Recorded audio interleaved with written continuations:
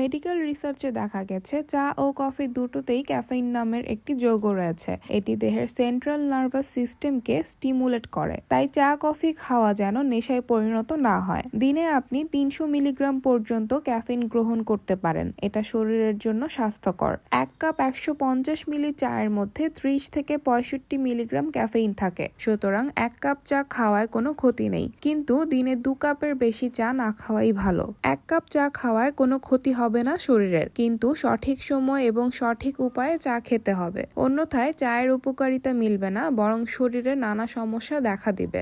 অনেকেই দিনের শুরুটাই করেন বেড টি দিয়ে। খালি পেটে ক্যাফেইন গ্রহণ করলে দেহে কর্টিসল হরমোনের মাত্রা বেড়ে যায়। এর জেরে আপনি উদ্বিগ্ন হয়ে পড়েন, অর্থাৎ মেজাজ খিটখিটে হয়ে যায়। তাছাড়া খালি পেটে চা খেলে অ্যাসিডিটি হতে পারে। ভারী খাবার খাওয়ার পর চা খাওয়া চলবে না। চায়ের অ্যাসিডিক বৈশিষ্ট্য এবং এতে থাকা ট্যানিন খাবার থেকে আয়রন শোষণে বাধা তৈরি করে। ভারী খাবার খাওয়ার 45 মিনিট থেকে 1 ঘন্টা পর চা খেতে পারেন। রাতে ঘুমোতে যাওয়ার অন্তত 10 ঘন্টা আগে শেষ চা কফি খান। এতে ঘুমের মান উন্নত হবে, লিভার থেকে টক্সিন বেরিয়ে যাবে এবং স্ট্রেস লেভেল কমবে। এমনকি হজমেরও সমস্যা হবে না।